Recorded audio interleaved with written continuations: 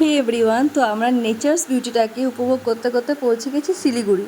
এবার তো পাহাড়ের আর কোনো শেষই থাকবে না। তো যাই হোক, শিলিগুড়ি থেকে আমরা শেয়ার কার ধরে পড়ে চলে যাচ্ছিলাম গ্যাংটকের উদ্দেশ্যে। শিলিগুড়ি টু গ্যাংটক যদি রাস্তা ক্লিয়ার থাকে তাহলে 4 ঘন্টা লাগে, না হলে তার চেয়ে বেশিও লাগতে পারে। রাস্তায় যেতে যেতে আমরা অনেকবারই ব্রেক নিয়েছিলাম ফ্রেশ হওয়ার জন্য, আর তাছাড়াও আমরা কিন্তু ব্রেকফাস্ট করার জন্য দাঁড়িয়েছিলাম। যারা যারা ব্রেকফাস্ট করে তারা ব্রেকফাস্ট করে নিয়েছিল। তোমাদেরকে তো বলতেই ভুলে গেলাম, আমরা শিলিগুড়িতে নেমে পড়ে কিন্তু প্যাকেজ বুক করে নিয়েছিলাম, যেটা পার হেড পড়েছিল আমাদের অ্যাপ্রক্স 9,000 অ্যারাউন্ড। এবার ওরাও যার কাছ থেকে যেমনভাবে নিচ্ছে, তো আমাদের 17,500 পড়েছিল। যদিও এটা ছাড়াও কিন্তু আরও পাসিং টাসিংয়ের ব্যাপারে আরও অনেক কিন্তু খুঁটিনাটি খরচা হয়।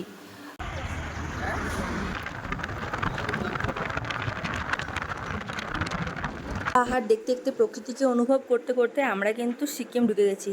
সিকিমের বোর্ডটা দেখে পরে ভেতরে একটা আলাদাই অনুভূতি স্টার্ট করছিল। সত্যি কিন্তু আমাদের স্বপ্ন দেখা উচিত। স্বপ্ন না দেখলে স্বপ্ন পূরণ কি করে করব আমরা? আমি তো তোমাদেরকে বলবো, তোমরা একবার হলেও কিন্তু পাহাড়ে ঘুরে এসো, খুব ভালো লাগবে। ফাইনালি বাবা লাগেজ নামছে, ফাইনালি আমরা সিকিম পৌঁছে গেছি, গ্যাংটক পৌঁছে গেছি আমরা গ্যাংটকে। তো আমরা আমাদের লাগেজ নিয়ে চলে যাচ্ছিলাম আমাদের হোমস্টে, দি স্প্লেন্ডিড হিলস হোটেল। ওখান থেকে আমরা বেরিয়ে যাব পরের দিন কিন্তু নর্থ সিকিমের জন্য। একদিন আমাদের ওখানেই স্টে ছিল।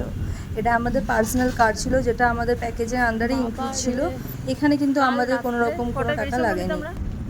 6টায় বাড়ি থেকে বেরিয়েছিলাম, এখন বাজছে 12টা 4। আর ওদিকে তো কিছু দেখা যাচ্ছে না, পুরো মেঘে ঢাকা আছে সব কিছু। এইটুকু দেখেই তো আমি এত খুশি হয়ে গেছিলাম। আমি ভাবতেই পারিনি যে এখনও তো আমাদের সামনে লাচেন লাচুংয়ের পথটা আছে। এটা মেঘটা যখন নেমে এসেছিলো আমি তো দেখে অবাক হয়ে যাচ্ছিলাম, কারণ আমি কখনো স্বপ্নেও কল্পনা করতে পারিনি যে নেচার এত বিউটিফুল। আমার মনে হচ্ছিলো পুরো হাতের সামনে যেন আমি মেঘগুলোকে টাচ করতে পারবো। তো আমিও যেমন অবাক হয়ে যাচ্ছি, শুভঙ্করও অবাক হয়ে আছে। বাট কালকে যে দৃশ্যটা দেখলাম সেটার জন্য আমি একটুকুনি এক্সপেকটেশন করতে পারিনি যে এতটা সুন্দর জিনিস দেখবো। গুরুদুয়ারা।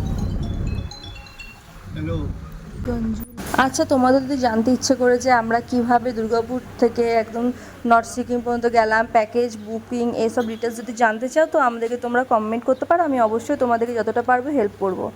দেখতেই দেখতে আমরা পৌঁছে গেছি আমাদের গ্যাংটকের হোমস্টেতে, যেখানে আমরা এন্ট্রি নিলাম, আমাদের এন্ট্রি করে নিলাম। খুবই পরিমাণে টায়ার্ড হয়ে গেছি গো, তাই আজকে আর বেশি ভিডিও করতে পারলাম না। ওখানে যেয়ে পরে এই সিনটা দেখে পরে আমার এত ভালো লেগেছিলো, আমার ভাবছিলাম বেস্ট ডিসিশন আমার সিকিম আসা, সিরিয়াসলি। এসে আমরা সিকিমে এবার একটু ফ্রেশ হয়ে নেবো। কালকে 6টার সময় বেরিয়েছিলাম বাড়ি থেকে, সন্ধ্যে 6টা, আর আজকে এখন 1টা বাজছে। আমরা পৌঁছে গেলাম, রুম নিয়ে নিলাম।